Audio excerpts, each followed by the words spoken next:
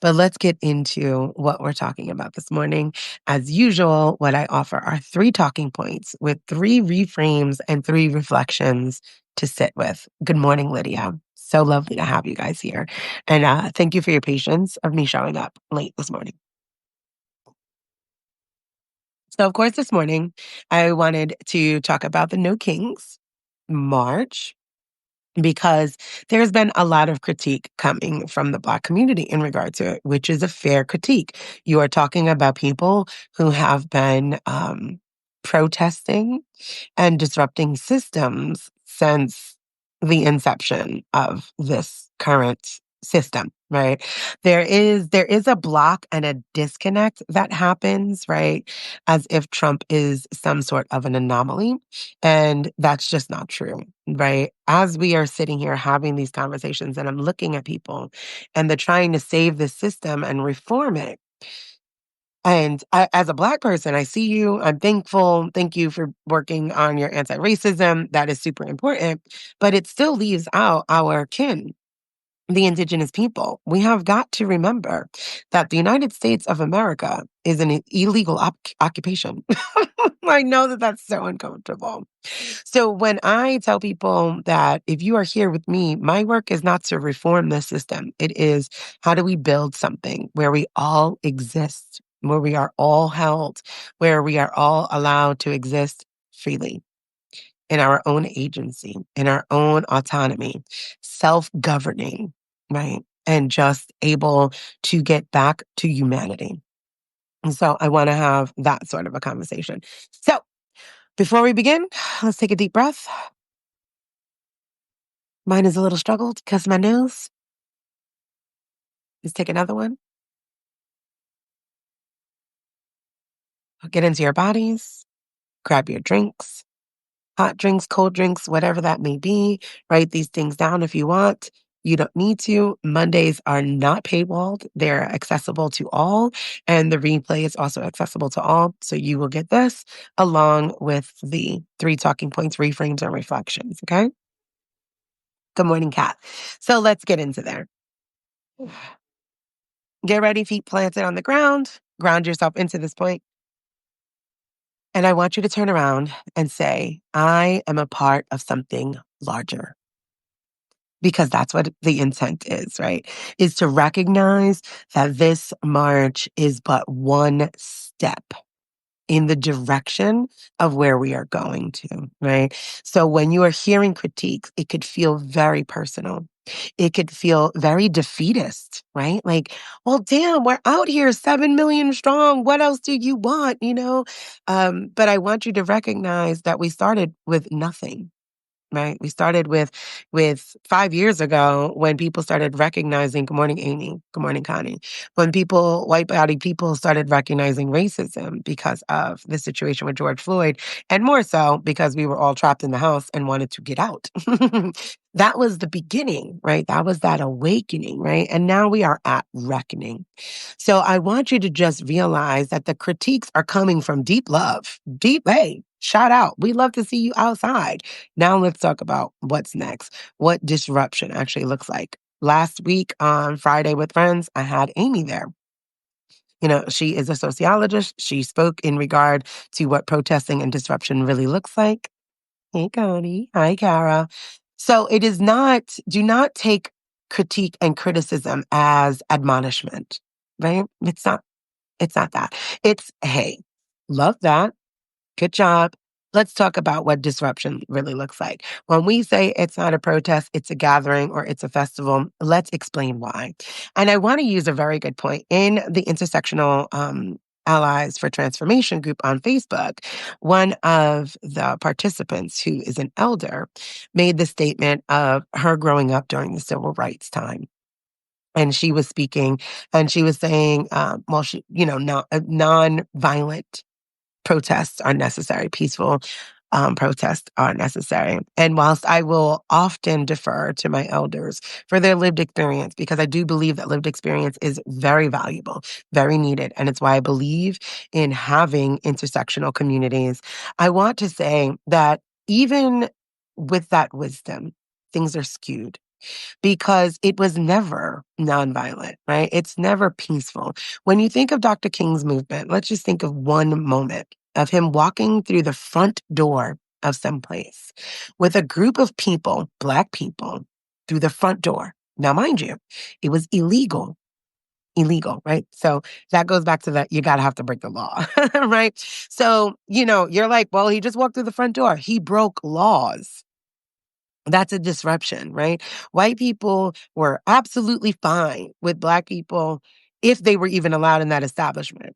The rule was you got to go through the back, like deliveries, like trash, like the things that they don't want people to see, right? We have this beautiful, clean, white only establishment. Do not disrupt that with your Negro-ness, right? So the first action in and of itself is violent. Walking through that door is breaking the law. Then sitting at the counter, not going to the back, not doing it. I'm going to sit at this counter and I'm going to demand to be served. That is a disruption. That is huge. And that peaceful nonviolence was met with German shepherds, fire hoses, patrons spitting on them, police batons, and brutality. Okay. So when we're doing this work, it is imperative to sit and decenter whiteness. It is imperative, no matter your age, stage, whatever. You have got to look at things from a whole other perspective. And if you're doing this with anti-racism, you have to then say, how did Black people experience that? Do you think that it was nonviolent for Black people? Do you think that just staying in line? So think about this. So civil rights movements, if in fact, or like that's the Woolworths, when they walked over the Pettus Bridge, right? Like, these are illegal things. These are disruptive tactics. These are things of stepping outside of the law, right? Because if Black people were protesting civil rights and remained in their segregated areas, right? If we stayed where we were supposed to be, good morning, sunshine. If we stayed where we were supposed to be, if we stayed in our sequestered and segregated areas, that in fact would not be a disruption, right? Because what is that? What is that doing? So what? The Negroes are upset in their neighborhoods. Who cares? Let them remain upset. So that is the critique. Then you can go and take it a little bit further, right? Because as Black people, as white body people here in this land, we still have to then recognize, what about the indigenous people? We're over here marching on their land. We're disrupting laws of an illegal occupation on their ancestral land, right? So like, this is what it means to get intersectional. This is what it means to absolutely decenter whiteness and look at things from various angles and be able to hold the complexity of it all and move through the discomfort of being critiqued. It's not admonishment. It is a critique. It is saying, hey guys, this is something that we've been doing generationally. Let me help you out. That is not a protest. That is a gathering, which is important, which is valuable. I told you guys, when you go out there, gather some names, gather some information, find some people that are doing the work, get together outside of the marches. Are you exchanging social medias?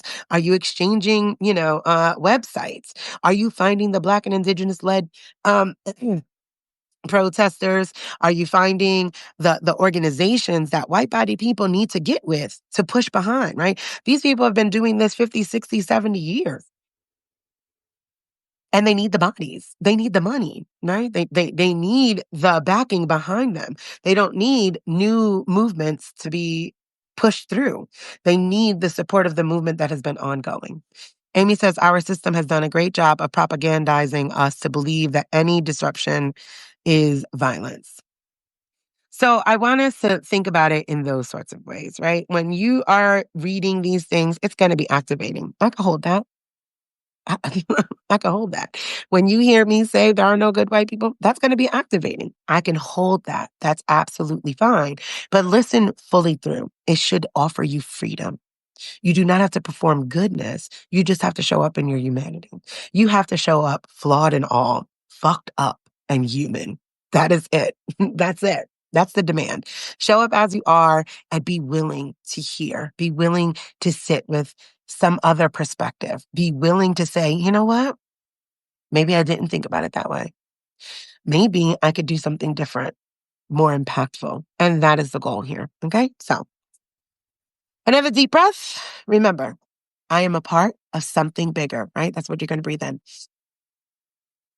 I am a part of something bigger. And then you're going to exhale, and I have a part to play because you do, and you are important. So, the No King's March wasn't just a protest, it's a declaration. It's a collective exhale. No more crowns, no more thrones, no more hierarchy in the name of liberation. That should be the intent, right? Because as powerful as that day was, it's not the finishing line. I need you guys to understand that. It's the opening act. Good morning, Deandra. Hey. So, talking point one, the march was the beginning, not the arrival. Talking point two, from symbolic protest to sustained practice. Remember that, right? What can you sustain for the long arc of liberation, and what do you have the capacity for? All of that goes into the attunement to liberation. Three, community is the continuum. This is what I talk about when I'm like, when you're out there, find the people, find the educators, find the organizations that have been in movement work for generations, and put your white body behind that. You don't need to go start a new thing, right? You don't need to start a new thing. You're going to get exhausted. You're going to get exhausted because you do not have the access to those doors that have already been kicked through by Black and Indigenous people before you. However, your power is needed in those spaces. See, because they've already talked with the politicians. They've already been there. Their names are on ballots. Their names are inside. They're in there. Whether they are heard, listened to or not, they are in there. And they need the support behind them. So let's go back up to point one. We need to remember that visibility is not victory. Marching gets the attention, but maintenance builds the movement, which is always going to lead back to who's been doing this. Who's been doing this the longest, and not a tit for tat. It is a saying of, okay, you want to bridge that gap? Let's get into solidarity. Who's been doing it the longest? Lovely. Find them, back them. Super simple, right? So I want to ask you this. You walk the streets, but how will you walk the values this week and beyond, right? Maybe that looks like showing up to a community meeting, joining a mutual aid drive, or checking in with someone from the march. Because liberation doesn't just happen in the streets alone. It happens in our choices, in our conversations, and in our commitments when no one is watching, right? So that reframe is to recognize that marching alone doesn't work. Go outside, gather some information. That is what you guys should be doing. Is like, you know what? I'm going out here to collect the names of organizations I need to be backing and supporting. Like, if we got 7 million white people behind the movement work that has been going on, that's system changing. That's dismantling, right? The reflection I offer here is, what is one action, small or large, that could turn your visibility into consistency, right? That's super important. What can you do consistently? It's the long arc of liberation we're looking into. I'm still processing that my coffee tastes a little bit like grass. Okay. Okay. Two, from symbolic protest to sustained practice. The No Kings movement is not a chant, it's a challenge. It asks, what would leadership look like if it wasn't about control, but it was about care, right? That is the pushback here, is the regime, and it has always been about controlling the movement, the lives, the existence of other people. It is that white body people are now feeling that, but it has always existed. So that's the reframe that I want you to recognize, is this panic that's coming over white body people, like, but they're taking away women's rights. Yeah, they've been doing that. But they're separating families. It's America was founded on separating families. We know. We are well aware. Like, we yes. But they're incarcerating people. And they have never stopped. They have never stopped. All of those things, that's the reframe, is to decenter whiteness and look at what the indigenous people of this land have gone through, and look at what the Black people in this land have gone through. That is important. That is that reframe, that reset, like, oh, this has always been happening. So when we're coming to you and having these conversations, don't take it again as admonishment. It is critique. It is awareness. It is Okay, you want to do this? We love that. We thank you. Welcome to the party. And how do you plan on doing this over the long haul? So back to the sustained practice. Because supremacy culture has always taught us to perform power instead of practice it. It also teaches us to perform goodness, which is why I said that. There are no good white people. It is going to force you to perform a goodness that the system does not simply allow you to have because of the power that you have over someone simply based on your skin color that you cannot change. Also, a skin color that is not benefiting you as we now see, or as you guys now, see, we've also recognized that it was never benefiting you guys. But now you guys are starting to see it. That is important work. So again, instead of practicing it, so the power hoarding, perfectionism, individualism, those are all old scripts. And to remember that marches build momentum, but movements build systems. Remember, we talk about building parallel systems. What does it look like? Right now, the mayor of Chicago has called for a general strike. I love that. I love that. That is disruption in action, right? That is something. So that feels scary. What do you do? How will I pay bills? How will I eat? This is why you need to be supporting movement work and the people that have been doing that. Mutual aid spaces already exist. I didn't say go out there and start a mutual aid. I said find the mutual aid. I will put that, let me put a note here. Add mutual. There is a website, mutual aid across the US. Okay, mutualaidhub.org, mutualaidnetwork.org. There's a few of them. I will add a couple in here. So you could find mutual aid in your own area that already exists. You don't need to go and start something new. That's not the point. There are food pantries that already exist. Bring food there. There are shared networks of childcare, of funding, of communes. Plenty of things already exist. The intent is to become expansive. Bring your bodies to the work of the movement that has already been going on. So if you're serious about no kings, then the work is not just what you say, it's how you share your power. Rotate leadership, hold community accountability, practice progress over purity. Sorry, I told you I'm a little bit stuffed. For this, I gave the reflection of where does hierarchy still live in how you show up, right? And that also goes back to the good white people thing. You guys are in an internal battle of whiteness, right? It's like, well, I'm at the march, they're not, I'm good, they're not. Not necessarily. There's a lot of reasons why people don't march. There's a lot of white body people that have been in movement work and they don't want to participate because they also don't feel like it is actually a protest. They may be disabled, they may be poor, they may not have childcare. There may be a million reasons, but none of them are good versus evil. That is a Christian construct that needs to also be dismantled when you are doing your decolonial work, right? Because Christianization is the first act of colonization.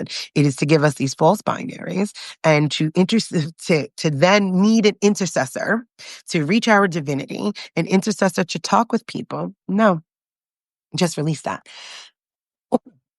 Also, the reflection continues on, how can I model shared power within my relationships? These things happen in your own home. They happen in your workplace. They happen within yourself. You are not going to change the world if you have not changed your inner world, outer world. And then ask yourself, what's one space I can shift from competition to collaboration? Again, I'm going to go right back to the good versus bad. That is not collaborative. There's plenty of people. Like I have literally been called, I have done the full robin of being called. This weekend on my post of the No Kings on Facebook, somebody told me I better get the shit is draining, but it's laughable. I better get on the right side of history instead of supporting a warmonger and to get my shit together, you Trumper. I said, you should probably Google me before you call me a Trumper. I have been called a Trump supporter, a liberal, a Democrat, a leftist, a lesbian, all of the things. And I'm like, none of these things are actual and factual. They are what you are feeling, and that is a reflection of your very limited views and your lack of ability to ask a question. That's simply it. Yes, Connie, that is exactly how I felt when I read that. I would like to I would probably pull it up and and it was literally just a critique of, and I was sharing it as a learning experience. I was like, here is the comfort zone, here's the stretch zone, here is the panic zone, right? And how you can move through those things whilst doing movement work, right? Like going forward. And that, well, sorry, it didn't live up to your standards. That's very individualistic. If you think that I believe that my one opinion about what 7.5 million people are doing is not living up to my standards, it wasn't that. It's simply saying, hey, good job, love that. Here's what's next. Let me help you. Let me show you what you're actually doing. You cannot step into this work as white-bodied people and say, "Hey, we're new. We don't know what the fuck we're doing." And then when people say, "Okay, so check this out. You don't know what the fuck you're doing, so let me help you." How dare you say I don't know what the fuck I'm doing? I can't. I'm not about to do this with you. I'm not. I'm not. I'm not. I'm not gonna go back and forth with people, right? Like on my Substack right now, like the riled up anger is wild, right? The clip, and unless I take the entire post down, that is why I can't. Unless I take the entire post down, which is a valuable post, I can't stop these people from sharing this clip. And I don't want to. I would rather they sit with it, they listen to it, or what have you. But it's sitting there and it's like, one woman, she went through it. She's like, yeah, that's why Black guys like white women more. And I'm like, okay, like, that's why Kamala didn't win. She's married to a white Jew. I'm like, y'all can't even figure out who you hate more. I cannot do this with you. It is exhausting and it is counterintuitive. It's counterproductive. And see, people are going to get left behind and I don't give a shit. I'm not trying to save the entire world. like, I'm trying to take those who want to do this work and go further. It's really that simple. They do be so hurt. I'm like, take a breath. Like, take a fucking beat. You know what I'm saying? Like, it is absolutely insane. Amy says, but if you don't wholesale support the Democrats, you have to support Trump and vice versa. And Amy, that goes right back to the good and bad. I'm not doing this binary. I can post that Marjorie Taylor Greene is on top of her shit right now. I don't, it's the good versus bad won't allow you to acknowledge the good in anybody because it has to be whole and complete. It will not allow you to recognize the bad actions in people that we love, care about, or deem good either. And that could lead you down a path of harm as well, because you will make excuses off of this person being a good person. If I do something fucked up, call me on my shit. But Desiree's so good. Desiree fucks up. I'm a human being. I'm going to say things. I'm going to be harmful. I'm okay with that. I'm okay with the fullness of my humanity. I want you to get that way too. Right. And even when I talked about Marjorie Taylor Greene, I'm like, okay, girl, I see you. Well, it's just because midterms are coming up. I don't give a shit like what the motivation are. We're all here under some level of motivation. Like, yeah, she wants to keep her job. In capitalism, that makes sense. I don't begrudge her that. Hopefully, what I am hoping is that this is a true actual awakening, right? And then people who have already been, further left than she is like, you know what? Yeah, I'm glad you're seeing that. Let's help you go a step further. That is what it is. Instead of admonishing her, well, you've been fucked up. I mean, if we kept that attitude, this is how that division keeps up. Not talking about race, keeping up that division of good and bad. There is no such thing. And as long as we continue this 2,000-year-old fight of good and evil, we will just keep going around in circles and circles and circles. And I'm exhausted. And I hope you are too. Defensiveness, a white supremacy pillar. Absolutely. And then it makes no sense, right? Like it's so wildly misplaced. Cause I'm asking a question. One person was like, we need her name and city. And I was like, for what? Because you want beef? Like, what do you need? My name is Desiree B. Stevens. I mean, like, Like, I'm in Atlanta. Like, I've never hidden those things. I'm very open and transparent. All of my profiles are public. But exactly what is that supposed to do, right? Like, that's this idea of intimidating. Intimidating whom? Who's supposed to be scared? When? For what? For stating an opinion that is trying to free us all? Like, it is absolutely wild. Absolutely wild. Taylor says, any litmus test always sets off a what the fuck scrutiny. It does. Venetia says, I'm glad that you want to keep it up. They will be okay. And, they sure will. Like, take a breath. Lisa says, you can't save people who don't think they need saving. This is absolutely true. And hey, it is what it is. Good morning, Alvin. How are you? So when we are releasing all of these binaries, when we are turning around and saying, it can be a both and. I keep saying the very first step in that decolonization journey is releasing the binary. I can't take you no further if you will not release the binary. Because if you are hearing good and bad, evil versus good, and if you are hearing, hey, that's not a protest, that's a march, that's a gathering, that's a festival, and you're like, well, fuck it, I'm not doing it anymore. Well, fuck it, don't do it anymore. I don't know what to tell you. You need to be able to hold the both and. We need to be able to turn around and tell you, hey guys, that's not a gathering. And you guys not be like, well, where were you? We've been marching since 1492. We're tired. We're relaxing. And again, back to the story of nonviolence with Dr. King. When we are out there, violence happens. And it's not coming from us. Dr. King walked through the doors of a store, breaking laws, and Black people were beat, spit on, dogs attacked, police batons. Was there even anybody tripped and fell at the 7.5 million people protest? No, you will not have Black people out there getting killed. Because that is what happens. Because the state meets us with extreme violence when we are somewhere. And we are not getting involved in this. This is something that you guys have to work out. We are helping from our spaces of comfort. We are helping with what we are capable of. We are tired. We told you guys we are tired. We said that we are resting. And still we're showing up. You're not abandoned. We're just not going to be in the streets with you. Okay. On top of that, you don't want us in the streets with you because you guys actually have rules and no gas masks and no medics and things like that, right? Like you are not actually prepared for the violence that Black bodies meet when the state sees us protesting. So you don't actually want us out there because you will inevitably blame us for the violence. Well, look how peaceful it was. Yeah, of course it was peaceful because it was a fucking festival. Right? Guys had costumes on. And I love that for you. Joy is needed, but we need to, I love that Royal Star called it an anti-depression rally. We need to be honest, right? Because white body people are gathering, and that is you guys experiencing community. And I love that for you. I do. But see, us, the non-whites, and the white folks in community with us, experience that. I have a fall festival in my backyard. We have gatherings. We get together at barbecues. We play in spades. We have our church events. We go out line dancing together. The indigenous folks is having their powwows during the season. The Mexicans got Dia de los Muertos. We have traditions and gatherings and community. When we go outside to protest, we outside. We're disrupting something because we have community elsewhere.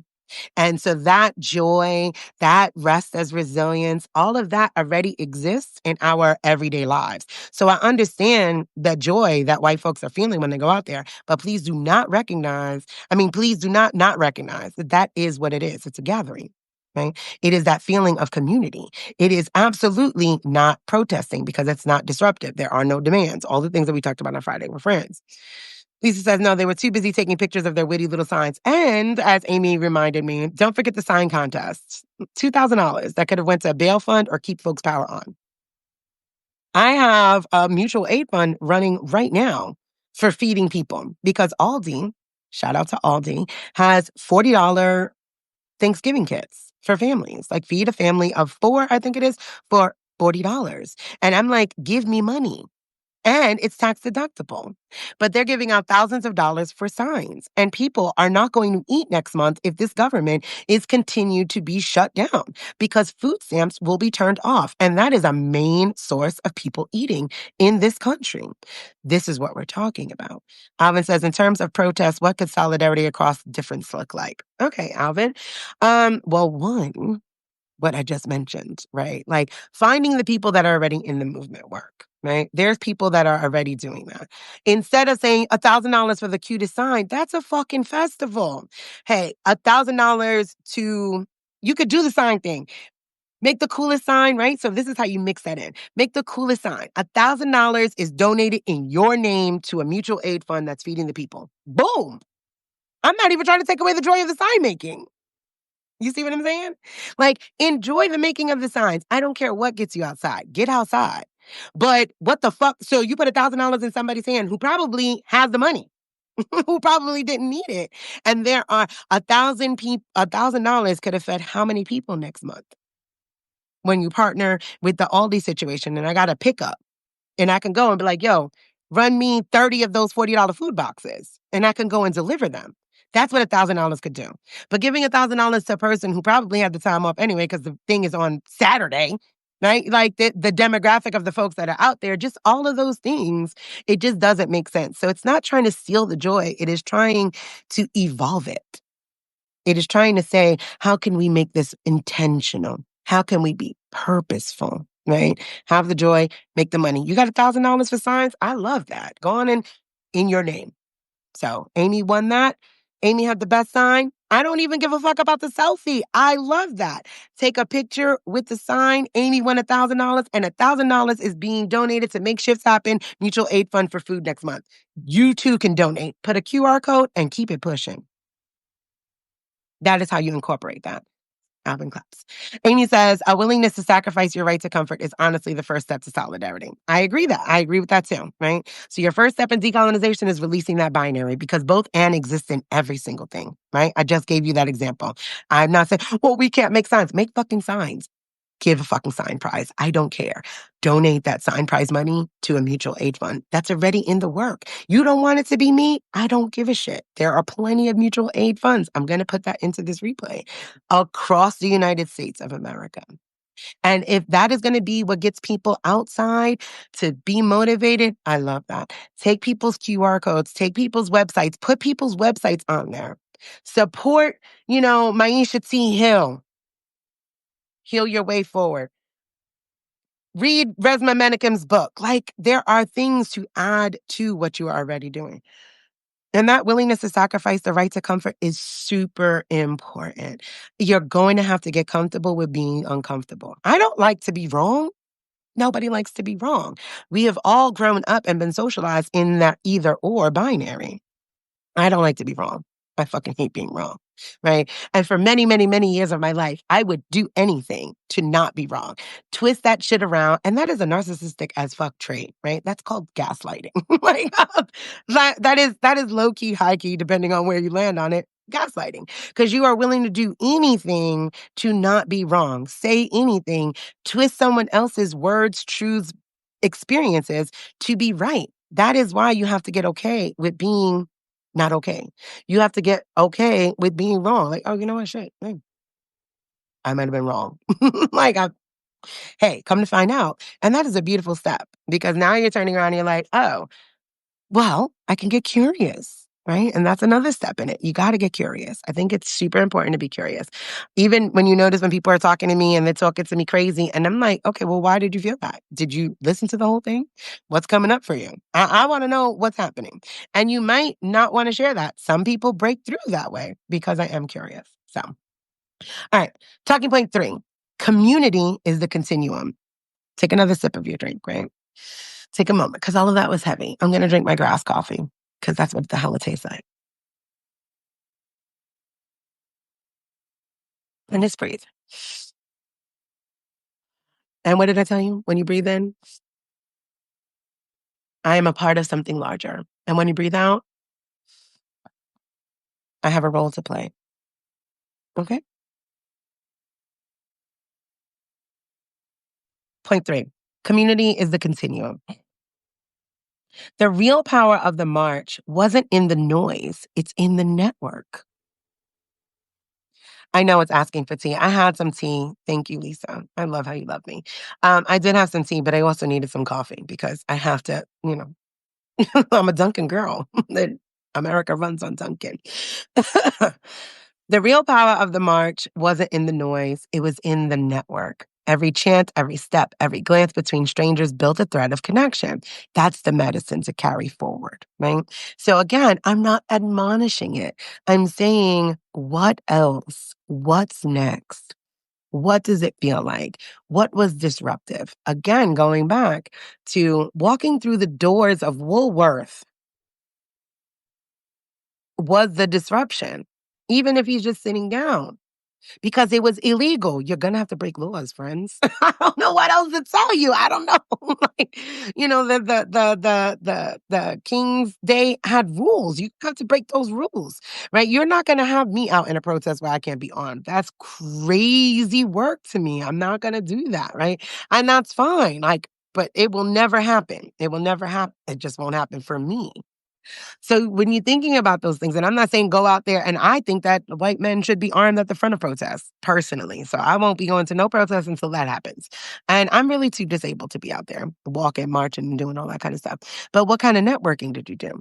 Did 7.5 million people go out there and then go their individual ways? That's a part of supremacy culture.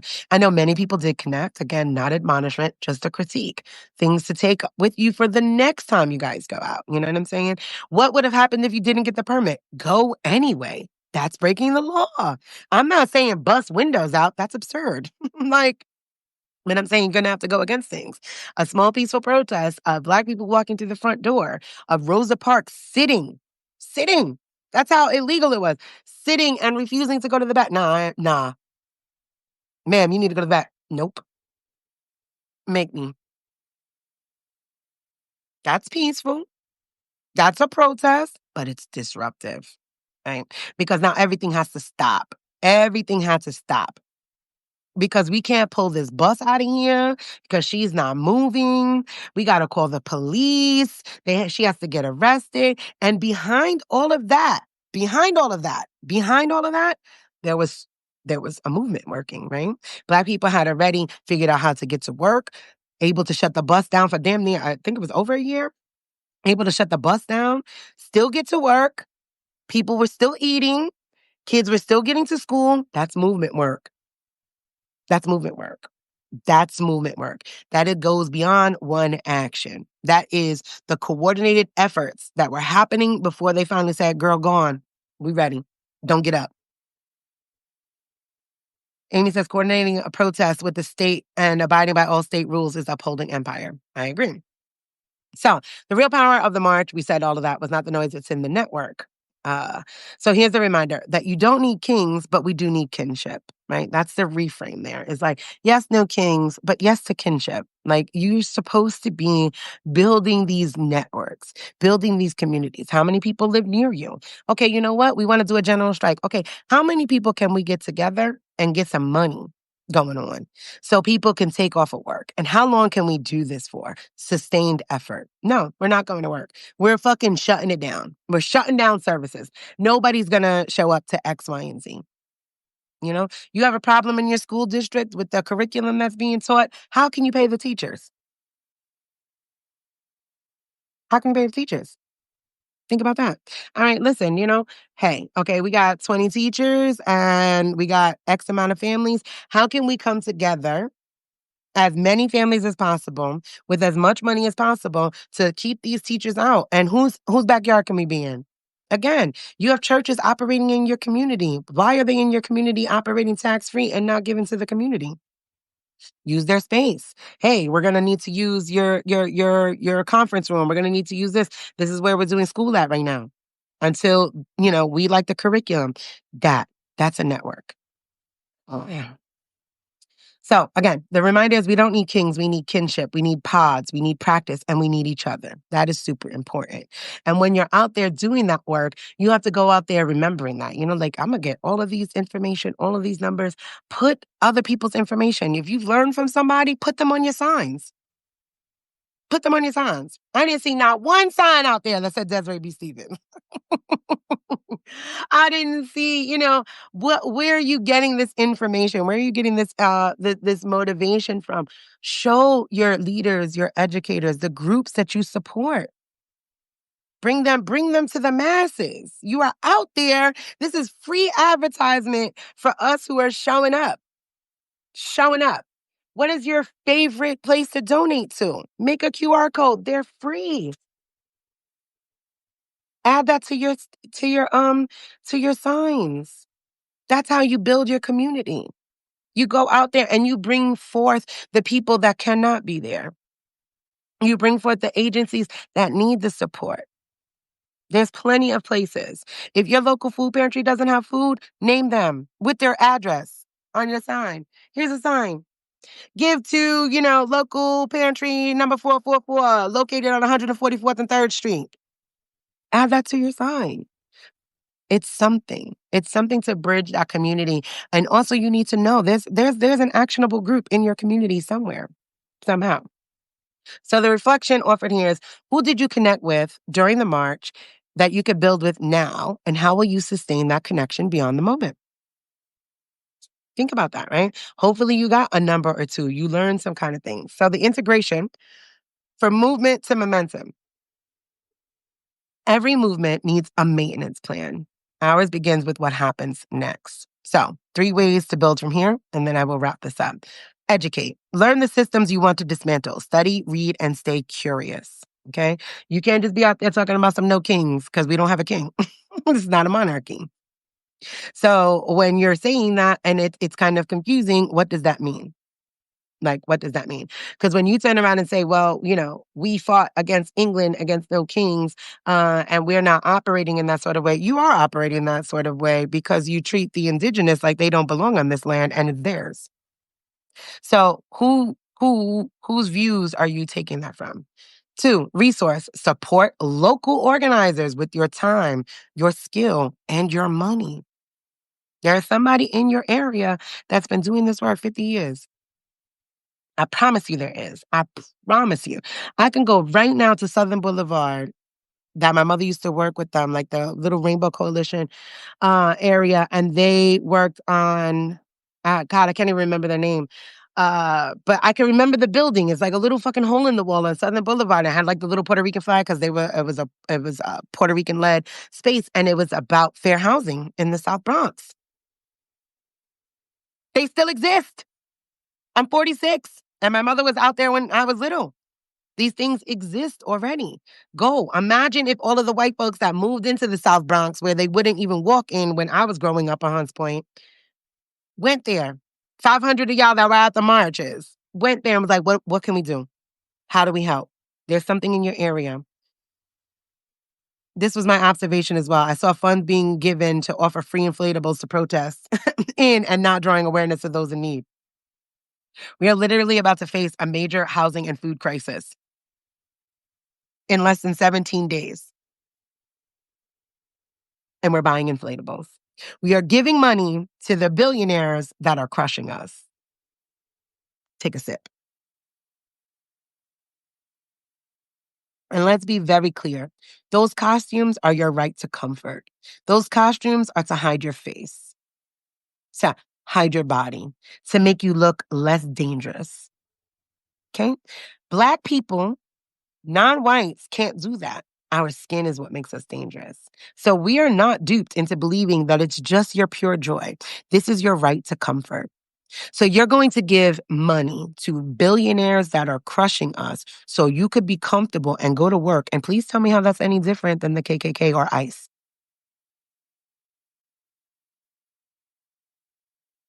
Now round back to there's no good white people. You guys have been socialized around each other for so long that you just don't understand how to exist outside of the confines and the rules of whiteness. And I'm helping you change that. Because there is no difference. I don't give a flying fuck if you are out there in a dinosaur suit and you are trying to do good. That's why you got to release that binary. Because for us looking, you just want to do your dirt and then still be able to be safe in whiteness. right? You're gonna turn around and wear your cool little dino thing. Nobody knows it's you. And you could say, I'm out there marching. I'm doing something. And you're no different than ICE or the KKK. It's no different. It's no different. The premise of it is no difference. Obviously, we recognize the difference. We're not stupid. But the premise of it is your comfort, right? If the KKK was really about it, they wouldn't have covered their face. They still wanted to be comfortable. They still wanted to be thought as the good white. They still wanted to be a pastor. They still wanted to be the school teacher. They still wanted to show up. Those white women that joined the KKK, they still wanted to be on the PTA. And they still wanted to be in the sewing circles. So they hid their faces. So you could just assume they were good.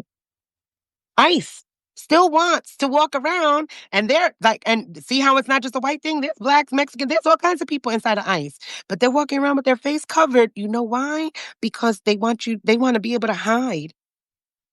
They don't want you to know the truth. Meanwhile, I got motherfuckers asking me where I live and my name, and I'm out here. I'm outside all the time. That is the difference, and you got to release that. Okay. Hands together, get back into your body because that was heavy. Tap yourself. Breathe back in. Release. My cat is trying to get in. I'm not near the window. That opens it. Okay, now breathe back in again. I am a part of something larger. Exhale. And I have my part to play. That's what you need to remind yourself. So here's the 3 talking points that we discussed today. 1, the march was a beginning, not the arrival. 2, symbolic protest to sustained practice. That is what we're moving into. 3, community is the continuum, right? It has to go beyond. It has to go beyond, right? And the 3 ways you build from here: educate, resource, relate, right? So that's pretty much what we're talking about. This will be available because again, Mondays is not paywalled, but I'm not mad at you becoming a paid subscriber, and you have 31% off for the year until the end of this month in honor of Hoodoo Heritage and Samhain. And thank my ancestors for your savings. So again, also before I wrap up, I really want you to recognize that these are critiques. These are ways of showing up and doing better. And you cannot be in community if you cannot take criticism. Okay? My kids get on my ass. Mom, I really didn't like the way you did that. Fair, kiddo. Fair. How could I do that better? I get curious with my children. How can I show up better? So when you are hearing these criticisms, do not take it as admonishment. That is a system of whiteness. You are wrong, wrong, wrong, wrong, wrong, wrong, wrong. This is not that. Release the binary. When you hear the critiques, ask yourself, how can I show up better? That's all we're asking. All right. I love you. Taylor said, thanks for being awesome and making space. Take good care of you. And I shall, I shall, I shall. Good morning, Melissa. We are rounding up, but I'm super glad that you are here. And the replay will be ready by this afternoon, and you can watch it then. Thank you guys for joining me. Thank you. Thank you. Just thank you all around. I am very well aware that I could be very activating to the nervous system. It's why I'm doing my somatics work, so I can better show up. How can you show up better? Well, Des, if you're going to fucking jolt people, at least help them get back into their bodies. So there we go. I love you guys. I mean it. I will see you on Wednesday. Bye.